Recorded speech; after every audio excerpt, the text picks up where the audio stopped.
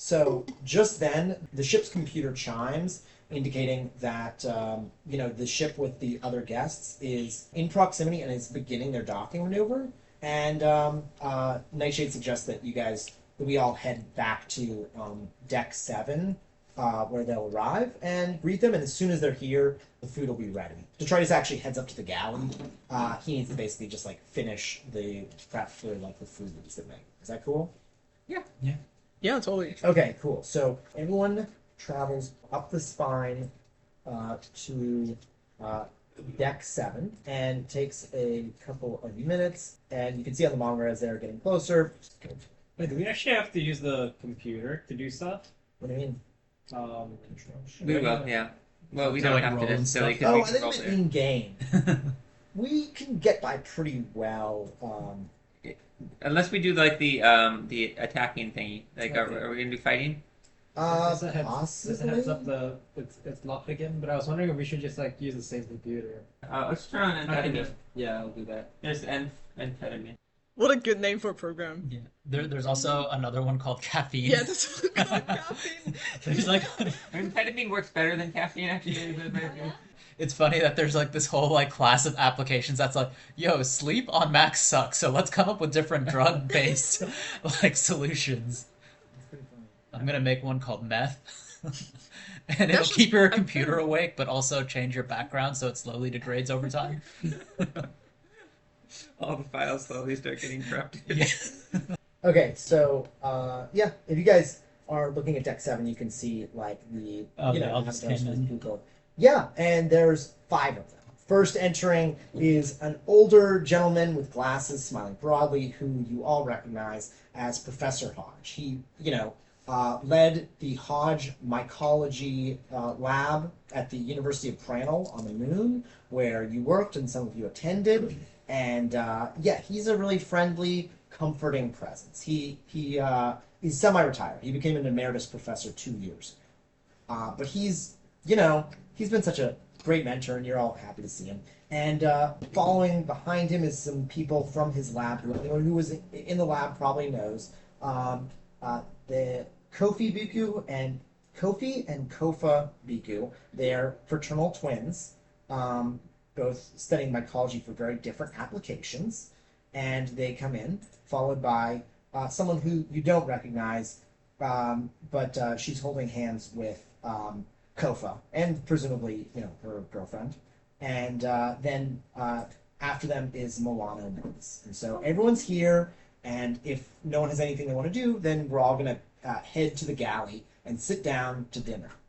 All right? Is that cool? Can I go to the deck 10 instead? Yes. Cool. What is the Milano Moss? How do you say her name? Milano. Milano's her first name. Milano. Like the cookies, Yeah. The last name? Moss, like the like moss is growing on the cookies. Yeah. Okay. Oh, I just need to drag them to the correct thing. Oh, so you want to go to deck 10? Yeah. Cool. Yeah. What do you want to do in deck 10? Yeah, I want to give the engine a good old mechanic slap and see how make sure it's running. Okay. Yes. So, so far I haven't done any dice rolls. Let's do a dice roll. Okay. So you can do the dice roll either in Roll20 on the left side. Is it just the dice button? The represent dice.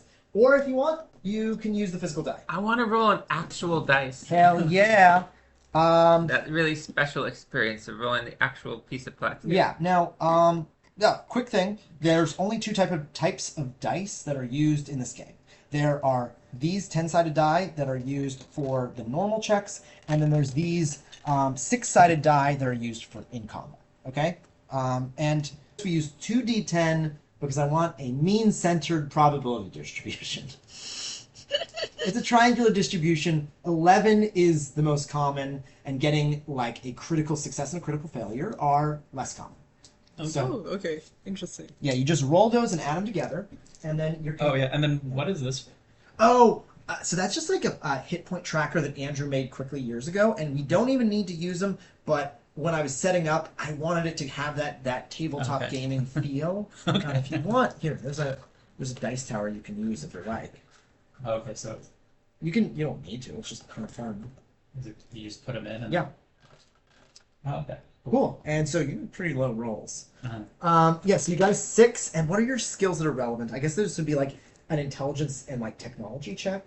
There's 5 skill points as the assess technology. Oh, cool. All right. 5 for assess technology, and then you can use either observation or intelligence. Actually, I'm trying to remember what the difference between It's knowledge. charisma or observation, right? Oh, well, no, charisma's for like impressive people. You mean because I You're rolled gonna roll 6. these, and you're gonna add the relevant skills. You're gonna add both, like the actual one of the 5 stats at the top, Mhm. one of the 7 stats at the top, Yeah. and then also you're gonna use. Oh, sorry, I'm just. If you look here, you can see there's a bunch of skills underneath.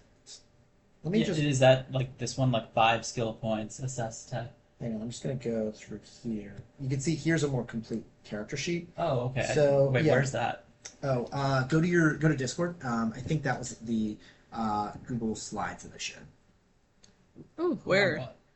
It's in the group chat, close to the And bottom. then you scroll That down. close to the bottom. Yeah, yeah. I do Um, not realize Oh, to scroll down. Oh, I see. and so if you scroll down, there's one for Hero, who you're modeling at this after. Yeah. Yeah. So I feel bad as DM. I'm trying to remember what the difference between intelligence and knowledge. I guess knowledge is like stuff that you were like trained on, and intelligence is sort of judgment. So I'm gonna say you can use knowledge or intelligence actually, and then assess tech. So I can see here you got intelligence and knowledge are both a 7. You got a 7. Your assess tech is 5. So 7 plus 5 is 12. 12 and 6 is 18. Okay. Yeah. So what is it? You're just trying to see what the state of the engine is. Yeah. Right? You slap it, and you hear something rattle, and you don't know whether that's good or bad, or if you did that. The engine looks engine-y. There's a lot of pipes and wires and panels and computers, and you actually haven't really worked on this kind of engine before. If there's a specific thing you want to know, let me know. You mostly just kind of smack it. Well, it's like offline right now, right? It's Yeah. like it was only used to get there. But like I want to know if it's like will it work in case of an emergency? Oh, okay. Yeah, so essentially the engine, a core part of the engine is the fusion generator, which is constantly on. It's generating the power and life support for the ship. And then the engine itself, like essentially stuff that funnels superheated like plasma to the drive cone. And looking at it, there's no amazing. I'll say because you're a mechanic, you're not going to be like, oh, I have no idea. You didn't get a critical fail. Mhm. It looks pretty normal. Okay. If there was anything wrong with it, or at least anything serious wrong with it, you'd notice. And you could probably like chat with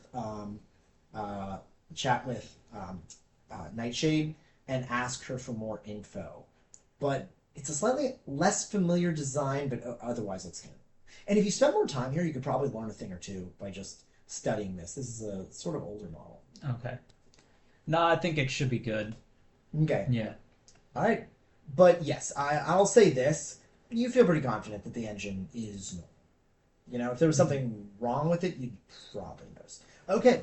So do you head back up to deck 5? Yeah, I think so. Okay.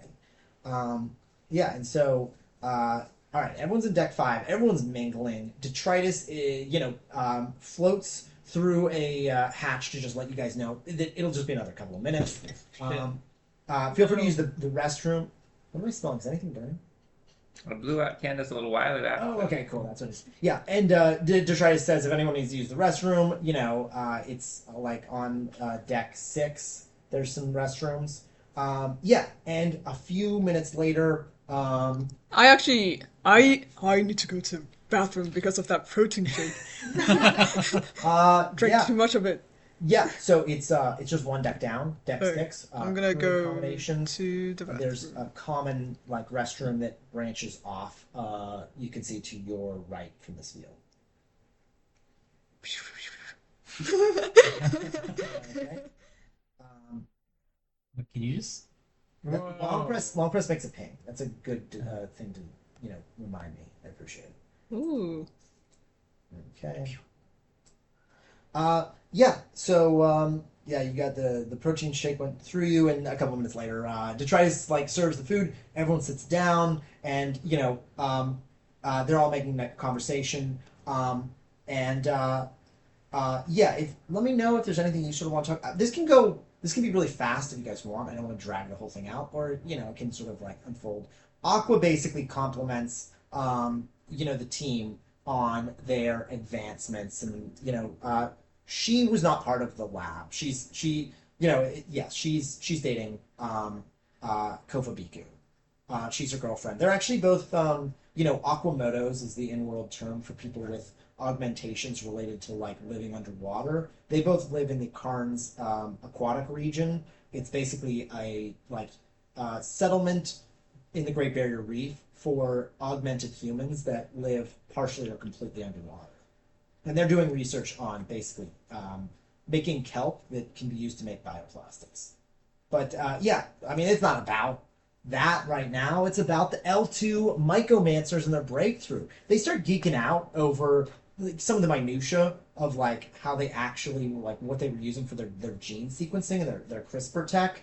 But meanwhile, Milano is kind of like picking at her food and just staying quiet. So does anybody want to try and cheer her up? I'll go to Milano and I ask her. By the way, are you back from the bathroom? Oh yeah, I thought there was like some sort of thing because you dragged Milano into the sixth floor of it. Oh, sorry. Yeah, she was wandering around the ship. Okay, yeah.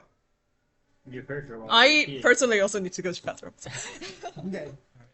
Food's here in like 2 minutes or so. Okay. Okay. I give her the old mechanic slap on the back and be like, cheer up, buddy. Yeah, let's do a charisma check. Let's see. Yeah, so you're gonna do charisma and charm, or if you want to use like something else. I also have psychology's only 3. Well, if it's higher than charm, I'll let you use it. I think charm is 0. Okay. Oh, my charm's really high. Yeah. Anyway, so you give her a slap on the back, and so we're gonna say this is charisma and psychology. What do those add up to? Charisma is 6, psychology is 3, so 9. Okay, cool. And then And then- roll the die. 5. Wow. She scowls. How is it fine? Look, we don't have to worry about money. Just like go off and raise goats now instead of mushrooms. Is that supposed to be a joke? You think my life's work doesn't matter? I know no one's cared about money for decades. That doesn't make it any different. Barking up the wrong tree. Maybe you should let My somebody family's else been growing handle this mushrooms tea. for generations. How's my father going to feel knowing that all of that is obsolete? Well, you know what? I can fix engines, but I can't fix your attitude. She glowers silently. Yeah. And since no one else is here, I feel empowered to kind of just like ramble about what the other players are talking about. If everyone's sitting down, I don't want to bring it to a grinding halt, but yeah. So, also, I like filling in some of this stuff if players take an interest, like zero gravity highlight. Yes, put that on the to-do list. Yeah. So there's people who live underwater in the Great Barrier Reef, and they grow kelp that's engineered to be bioplastics, and so it's actually Kofa and Aqua. Her full name is Aqua Tanaka. Yeah, the two of them are both dating, but they're also collaborating, poetically enough, on essentially Aqua's expertise is on kelp, and Kofa's expertise is on fungus, and they're basically trying to partner to work on the symbiotic relationship between lichens and kelp to essentially make this kelp thrive in colder environments than what it or warmer environments than what it's typically grown in. So that's their thing. It's a pretty cool industry. Not as cool as maybe making it so that all fungus have radios built in, but it's still pretty good. Can I walk up to them and be like, "Yo, have you guys seen that 45th Last of Us remake?" The what? Last of Us. 45th Last of Us. Yeah, there's already been 3, so by the time we're in the future, I'm guessing there's going to be a lot more. Oh, yeah. So Kofa, she perks up. She's actually a pretty big gamer. She turns. Well, I spend most of my time gaming in One Piece Online, which, if you know in World, One Piece Online is huge. It's like a very popular immersive VR thing. Some people just live in there. But she's like, Ooh, that, but yeah, I heard about that Last of Us. Is it a remake or a remaster? Yeah. Nobody knows. Yeah. It's both. Every other year. Pausing at Yeah, some food. Both and neither at the same time. Yeah, yeah, but I realized, okay, fungus, it's super relevant. Yeah. It connects now. She's like, oh, yeah, actually, Professor Hodge was a consultant on that. They wanted to get, like, the most accurate, like, fungus expertise, and Professor Hodge, like, smiles humbly and is like, yeah, I may have, like, been involved in upgrading the entire, like, mini game where you play as a fungus. I was quite fond of it. All I'm gonna say is be careful with that kid. Those mushrooms. Can't trust him. Everyone there kind of like stares at you like, like, wow, is this dude biased against mushrooms?